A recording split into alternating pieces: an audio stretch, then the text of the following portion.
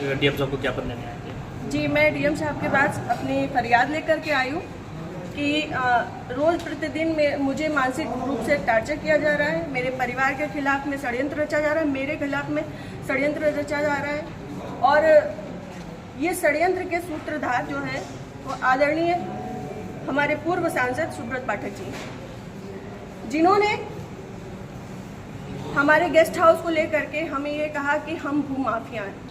मैं आप सब लोगों को ये बात को अवगत करा देती हूँ कि हमारी जितनी भी ज़मीनें हैं 35-40 बीघे से ज़्यादा ज़मीन नहीं, और जिसमें हम मेरे खुद के नाम पे सिर्फ 3 बीघे ज़मीन है, और 3 बीघे ज़मीन वाली महिला कैसे भूमाफिया हो सकती है।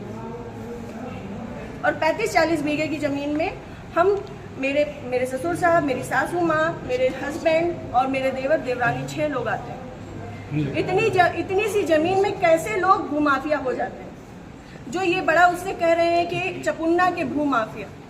और रही बात मेरे गेस्ट हाउस की, राधा रानी गेस्ट हाउस की, तो आज इन्हें ये पर लग रहा है कि वो हमने सरकारी भूमि में बनाया है, अवैध जमीन पे कब्जा किया है।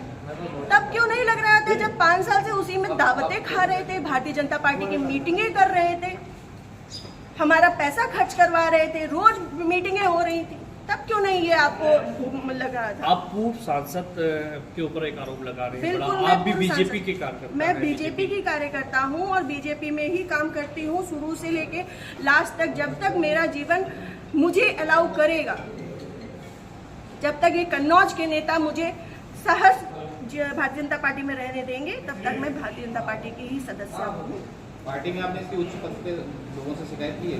मैंने ये इस विषय के बारे में यहाँ से लेके प्रदेश अध्यक्ष तक को सबको सारी बातें पता है, और आज से नहीं पता है, ये पिछले 2 सालों से पता है। मेरे पिताजी, मेरे ससुर साहब, मेरे हस्बैंड, मेरे हम सब लोगों के लिए हत्या तक का मतलब षड्यंत्र रचा जा चुका है, और विगत के चुनाव के निर्णय के बाद ही रचा गया। पिछली 4 जून को रिजल्ट आया है, पिछली 3 जून को ये हमारे गांव गए थे। हमारे गांव जाकर के इन्होंने, हमारे राइवल्स हैं जो, उनके घर जाकर के इन्होंने 2 घंटे की बैठक रखी जिसमें षड्यंत्र रचा गया। और उसके बाद ही उसी दिन इनके एक प्रमुख कार्यकर्ता कहिए, चमचे कहिए, कुछ भी कहिए, वो जीतू त्रिपाठी, उन्होंने मेरे ससुर साहब को फ़ोन किया, जिसकी मैं रिकॉर्डिंग आप सबको भेजूंगी और चाहूंगी कि मीडिया में आप चलाएं। उन्होंने मेरे ससुर साहब को धमकी दी कि अगर चपुन्ना चुनाव नहीं जीता तो आपको 4 तारीख के बाद देख लिया जाएगा। उसके बाद से ये सारा षड्यंत्र रचा गया। क्या चुनाव हरवाने में आपका भी श्रेय जाता है? मैं भारतीय जनता पार्टी, जिस तरीके से वो आरोप लगा रहे हैं, क्या वो कुछ भी कहे, वो तो ये भी कह रहे हैं कि भाई नेहा त्रिपाठी ने 20 लाख रुपए ले लिए थे सपा से, वो तो उनका मुंह है, कुछ भी कह सकते हैं। पर मैं भारतीय जनता पार्टी की कार्यकर्ता हूं, और सभी लोग सोशल मीडिया जानते हैं, चलाते हैं, सभी लोग मेरी आईडी में देख सकते हैं कि मैंने किस तरीके से काम किया है।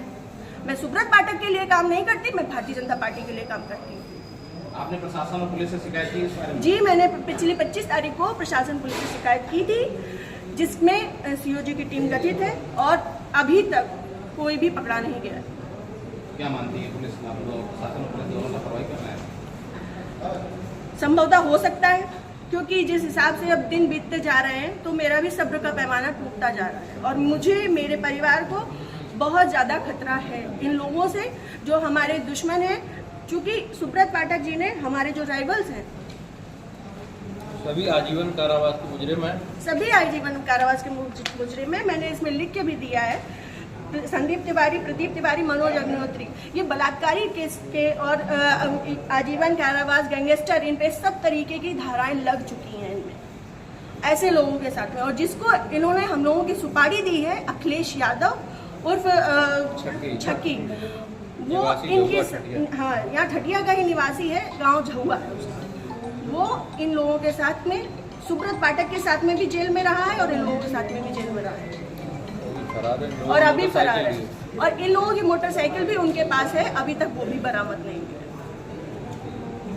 है। ये लोग सिर्फ मेरा मानसिक, शारीरिक और चारित्रिक शोषण करते आ रहे हैं 2 साल से। मैं 3 साल से मैं बहुत ज़्यादा परेशान हो चुकी हूँ। अब ये चीज़ें नहीं होंगी। आज आपने जिलाधिकारी से बातचीत की है, क्या उन्होंने आश्वासन दिया? उन्होंने मुझे पूर्ण आश्वासन दिया है कि इस पे निष्पक्ष जांच होगी, क्योंकि हमारे पास रिकॉर्ड्स भी हैं, हमारे पास सबूत भी हैं और बहुत सारी चीज़ों के सबूत हैं।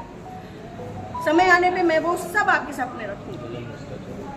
जिले में जो भी भ्रष्टाचार हो रहा है, जो जिला पंचायत में भ्रष्टाचार हो रहा है, जो ब्लॉक प्रमुख में भ्रष्टाचार हो रहा है, ब्लॉक में भ्रष्टाचार हो रहा है, वो सारी चीज़ें मैं आप सब लोगों के सामने रखूंगी। अगर आपकी सुनवाई आज नहीं होती तो आगे क्या कदम उठाएंगे आप? मैं आप लोगों का सहारा लूंगी और आप लोगों का सहयोग, मुझे पूर्ण विश्वास है कि मेरे साथ हमेशा रहेगा और मैं इस पे अपनी अंतिम सांस तक अब फ्रंट के पैमाने में आकर के लड़ूंगी। Thank you.